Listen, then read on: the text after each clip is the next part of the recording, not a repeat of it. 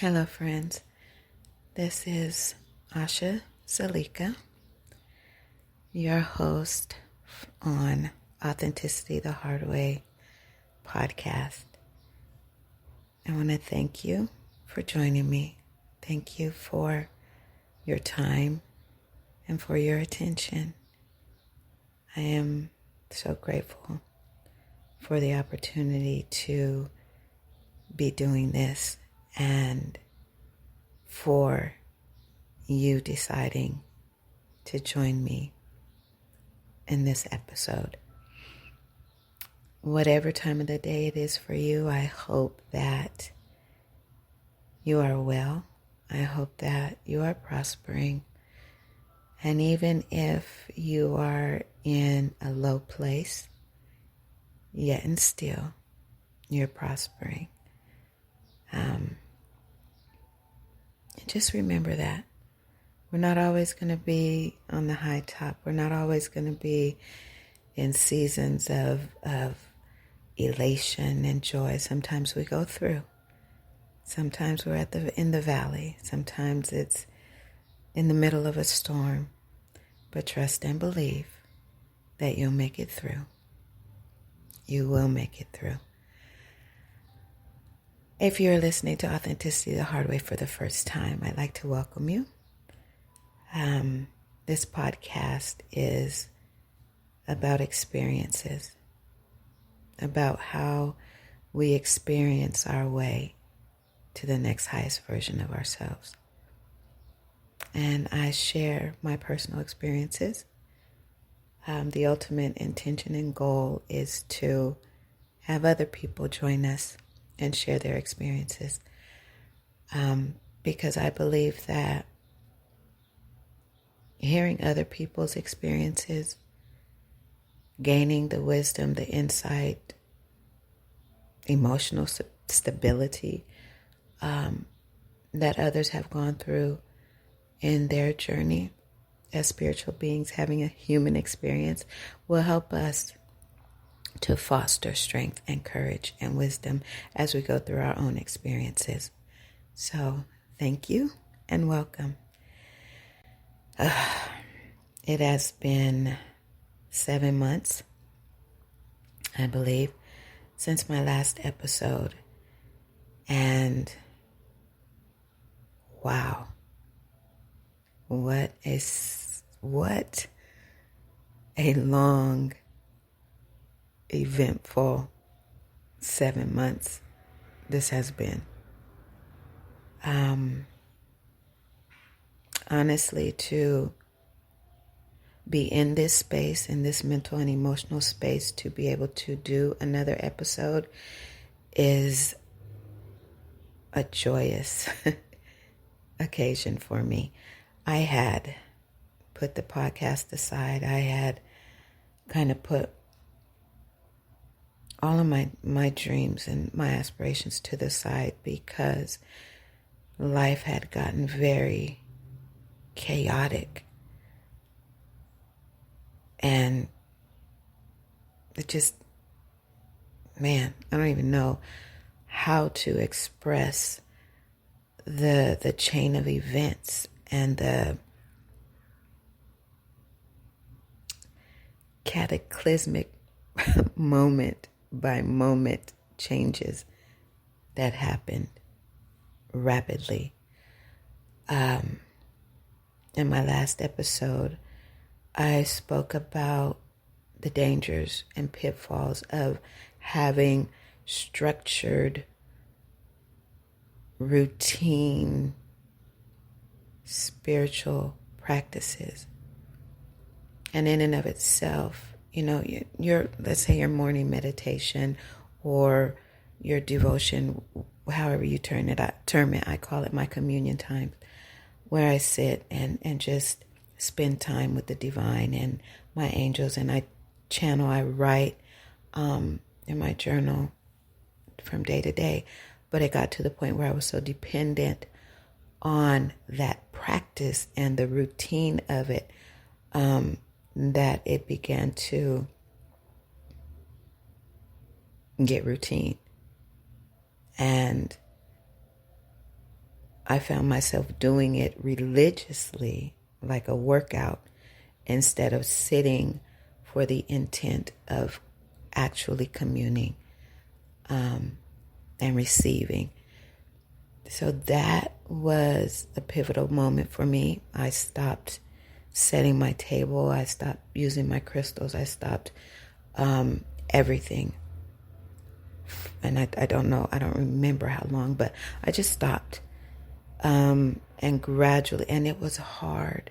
It was just as hard as me, as when I decided I wasn't going to compete anymore as a bodybuilder. When I put bodybuilding aside, which had been the crutch of my life since I was 15 years old. Letting go of the routine spiritual practices that I was doing was very hard. It was like I went through a withdrawal stage. I was sad. I was lost. I was really lost. I mean, I would still get up and write in my journal, but it was a deconstructing. That's a good word. It was a deconstructing of my practice, which really opened me up to seeing myself in a new light. So that was the last episode. In between that time and this time, right now, to say that I've changed is an understatement. As I'm speaking, I'm kind of mentally going back, and wow, I honestly don't know where to start except just to start. So, first of all, these episodes are not pre-formatted. They're not. I don't have a script. I don't have an outline. I don't have anything but this present moment. And I value that, because if I come in with a plan, then I'm stuck to that plan, and it takes away from the authenticity of this time. So, no, I thought I was going to speak about something else, but feeling the wave of this energy that's going through me right now, how Spirit is leading me right now, I will start with summer.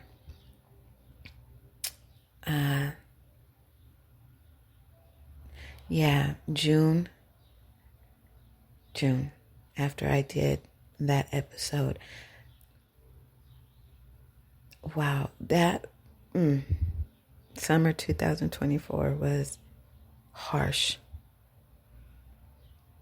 It was harsh. First of all, the triple degree weather in our upstairs apartment. Our cooler doesn't work. It was miserably hot in here. Like, our thermostat in the hallway was at 98 degrees. My bedroom had the window, the sun just beaming through. It was like a sauna, literally. And there was a lot going on with one of my children, my older children. Then I have my son, my youngest son, who is 14 now, and my granddaughter, who is now 1. There was a lot going on with him and just his dynamic. You know, when you bring other people into your home, family or not family, they come with their energy. They come with all of themselves and unpack. And that changes the atmosphere of your home. It really does. And it's even, especially if they are going through their own, of course they're going through their own journey, but especially if they're coming with heaviness and confusion and turmoil, it becomes yours because it's in your home. And I went through that, trying to keep a balance for myself while maintaining my peace and trying to be supportive. It's very hard, very hard. But I had, and this is the crux of, I guess this is where this episode is going. I had the opportunity, or the opportunity came to me, was literally kind of forced upon me. But it was in the middle of it, I couldn't see it. But once it was over, I got the clear picture. My aunt, my mother's sister, my last living relative on my mother's side, she is now, I think she's in her 70s, if I'm not mistaken, came for a visit.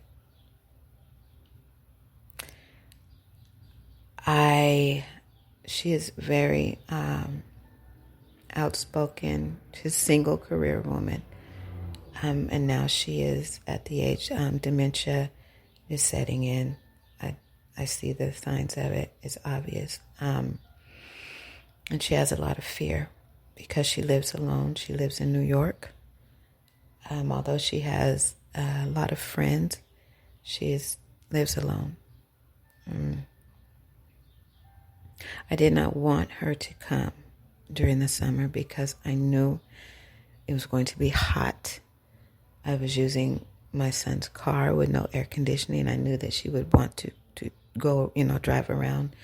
And with what was going on with my other son, it just, the timing was just not right. But she was adamant. And she made the plan. She's coming in June. I think it was June. Or the middle of July. Anyway, it was extremely hot. She made the date. She made all the arrangements, and I just had to say okay. Which for me made me feel like the little girl that she has forever thought I have been. Even as a 52-year-old woman, I'm still a little girl to her. She came, and immediately I was in bondage. She came with an agenda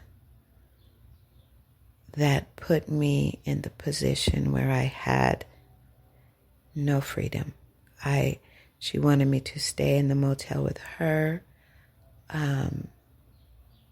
She wanted me to drive her all these places, and I'm trying to explain to her the heat, the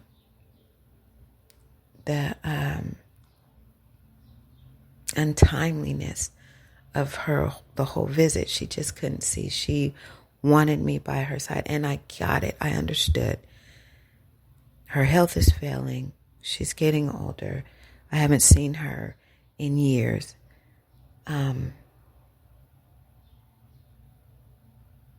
But her need, her desperation for me weighed on me like a ton of bricks. And she wanted me present with her, but yet and still, I have a family that wanted to be included. She was, it's so hard to explain now. It really is. As I look back on it, I'm looking back and I see darkness. I see the heaviness. It was a week, 2 weeks. gosh, it was a long time. Now, I can't even remember how long she was here. That's how severe the visit was on me.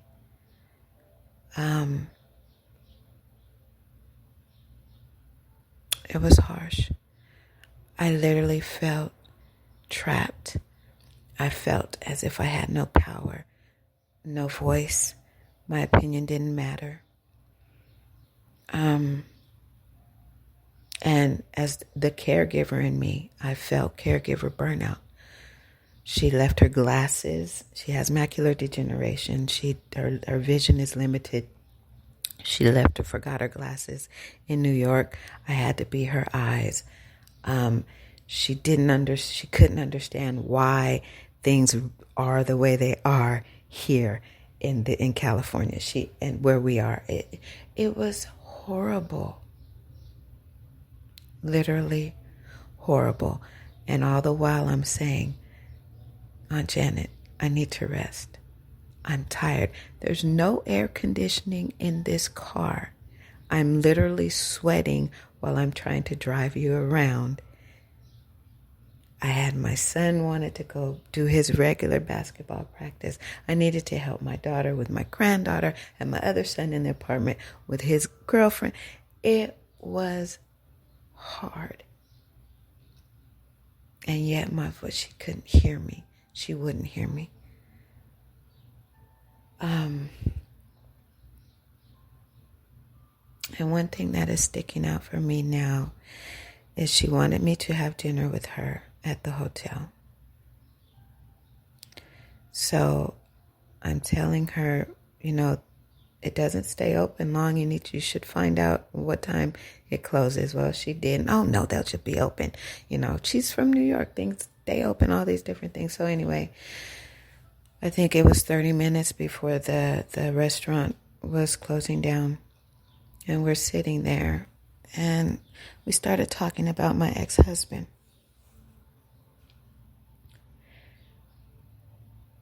The change in her demeanor was horrific. I was talking about something, I can't remember the conversation, but when she realized that I was still in communication with him, she just got so angry. So angry. Well, what are you talking to him for? You have no business talking to him. He just da-da-da and on, she goes. And I said, I don't have any harsh feelings towards him. He is my friend. We talk. Oh my goodness.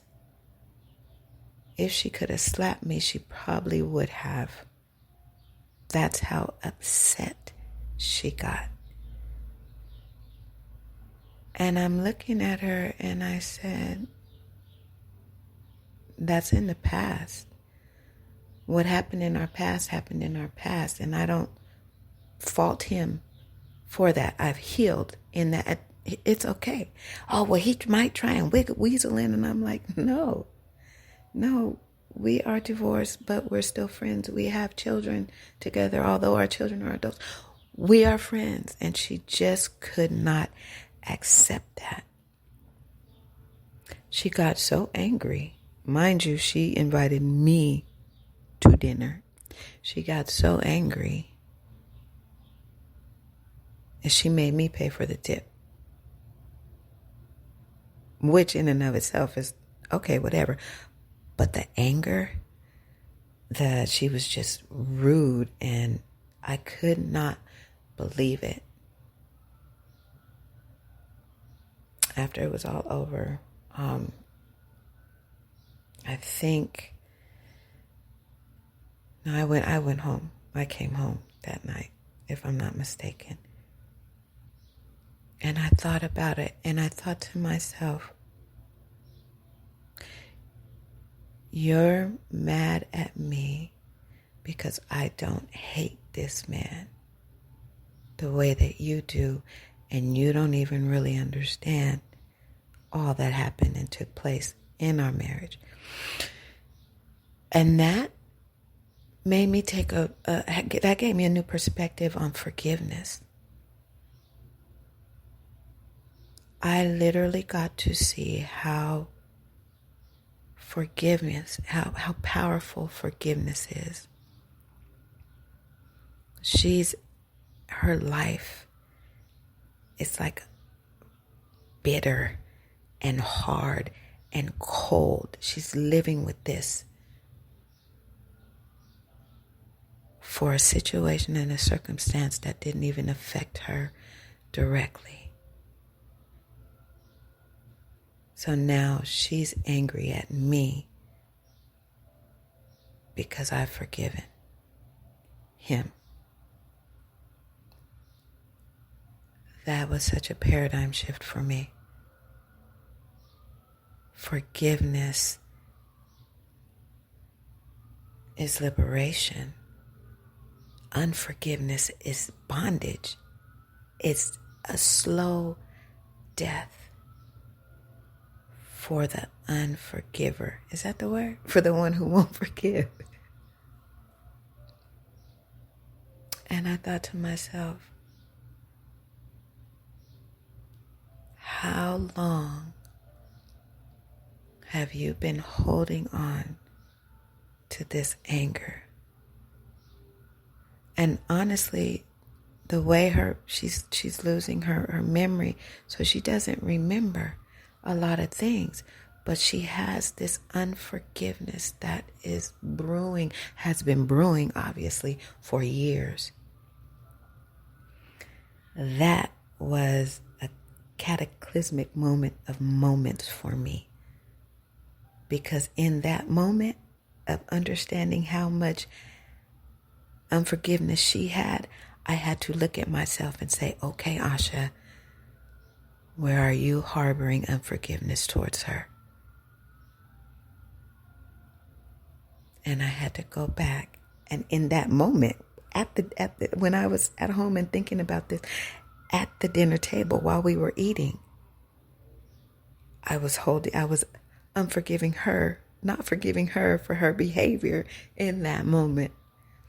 Wow.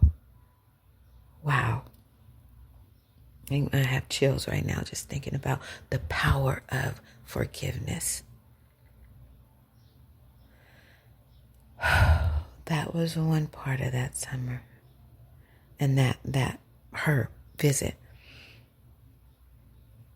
The second part was that I got sick. I literally got sick. I was severely dehydrated.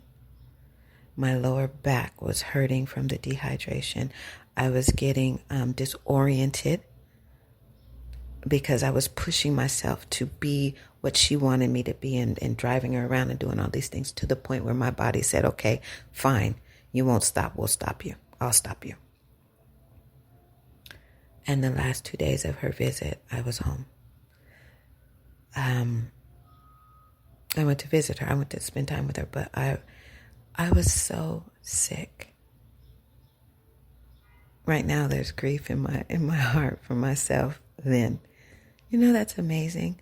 Like, you get to a certain point in your life where you are totally open, and in the process of evolving to where you can look back, even to yesterday or 10, 15 years in the past, look back and grieve for that woman or that man that you were then, and now see yourself and grieve. And that's where I am right now. I was so sick. And I honestly, outside of the heat and the heat exhaustion, was a turmoil that I was going through with her. I'm going to cry. The not being heard.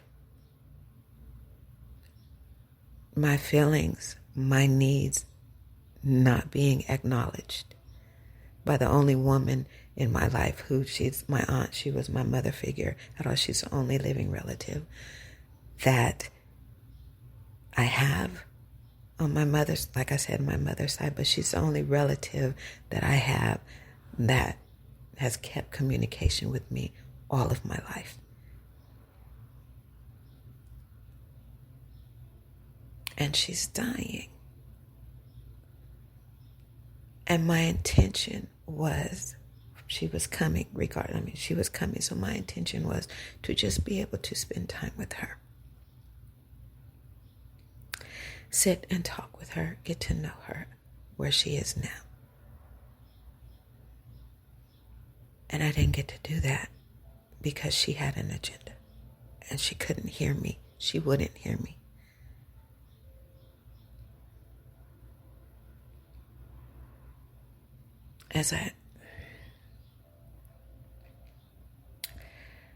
Since the visit, she had cancer. They found cancer in her again. This is the third time. They removed it successfully. Then she had knee replacement. Several conversations I've had with her, her mind is really gone. So thinking back to the summer when I was with her and not being able to love her and not being, you know what, honestly, just not being able to be me, myself, with her grieves my soul.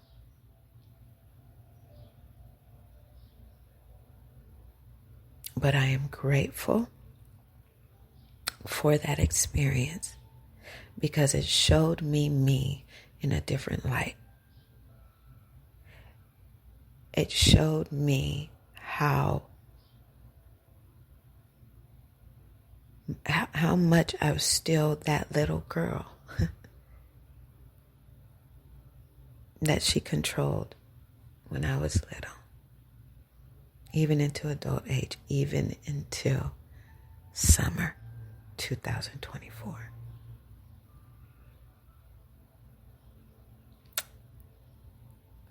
I was still that little girl at 52 years old.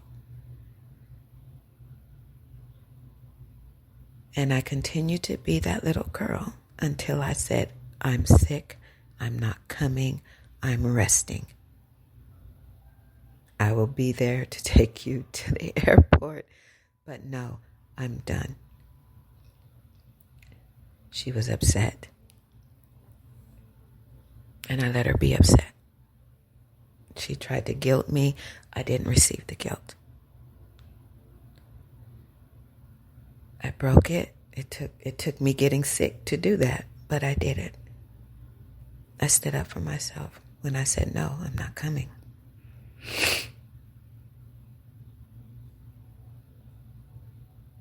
And now, here I am with a new level of pride for myself, with a new love for myself. I think that moment saying no was the highest level of self-care I had ever done before, have ever done in that moment. What I'm getting at right now is that experiences, we have to experience certain things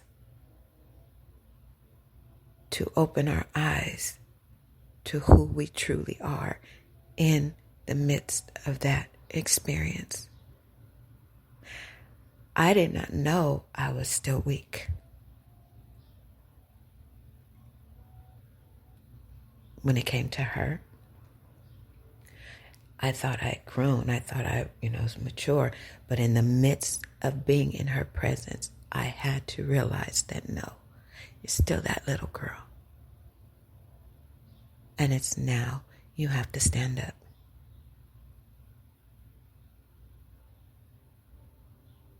That was a hard experience. That was a long, short visit. Well, it was, I don't even remember how many. It was a while that she was here.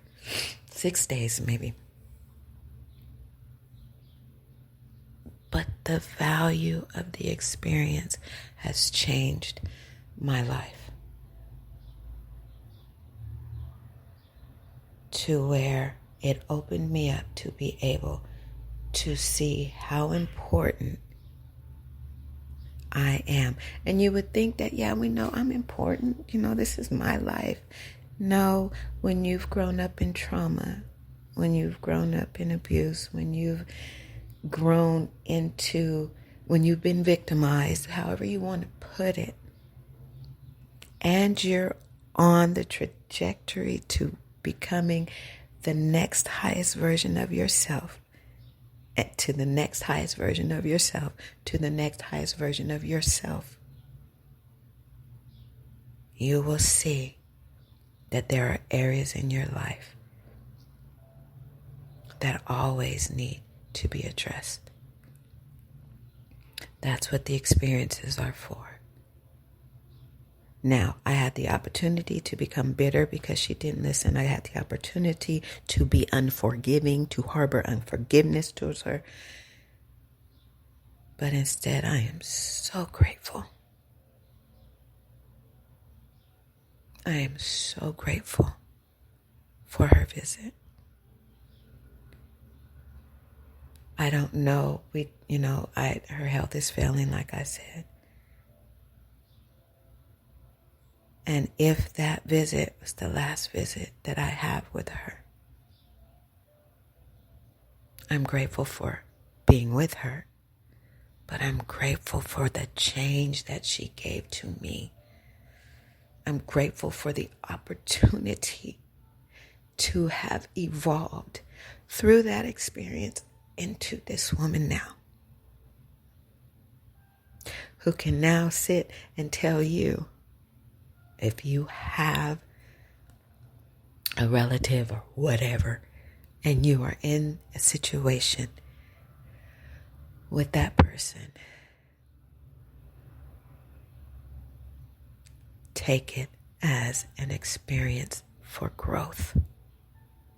That person who doesn't listen to you, who degrades you, who devalues you, devalue, I think that's his name. Look at yourself and see why that is happening. Because that person is treating you that way because at some point it was allowed. At some point you didn't voice your opinion strongly enough. You didn't protect yourself strongly enough. You didn't assert yourself strongly enough. So the behavior continued until it became a normal. And this experience that you are going through with that person or those people is your opportunity to break that. Step out from behind that person that they are addressing and show them the true you. Like, no, we're not going any further with this. Because if you don't, you'll be 50, 60 years old. And if they're still living, they'll still be treating you that way. And you'll still be bowing and scraping in their presence. And you, my friend, were not created, brought to this earthly realm to bow and scrape. No, not at all.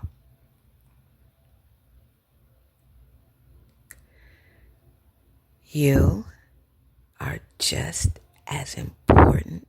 You, your voice, your opinion, your presence is just as important as anyone else's. If someone feels they have the right to tell you how you need to be and how you need to do things, you have even more right to say yes or no.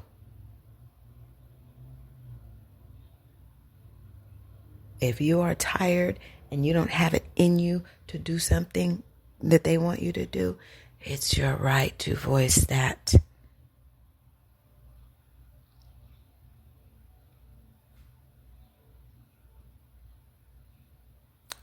We all are important. We are all important. Honey, you are so important. Stand up for yourself. Stand up for yourself. Don't run from the experience. You know, everybody has that one person that they can't stand, quote unquote. And every time they see them coming, they go the other way. That you try and dodge them or whatever have you. Stop that. You stop that right now. Face that person. Say what needs to be said. Liberate yourself. If you're holding unforgiveness towards that person, stop that. Forgive. Forgive. And then, the ultimate forgiveness, I believe, is forgiving ourselves for being that person who didn't speak up. Forgive yourself. Forgiveness begins within, with us. So forgive yourself for all those times when you didn't say no. Forgive yourself for all those times you didn't speak up for yourself. You forgive yourself. And then you turn around and you tell them, no, I don't want to, I don't have to, I don't want to, I'm not going to. Wow. I had no idea where this was going. But let me tell you that I now have a sense of liberation. I think I finally processed that experience by sharing it with you.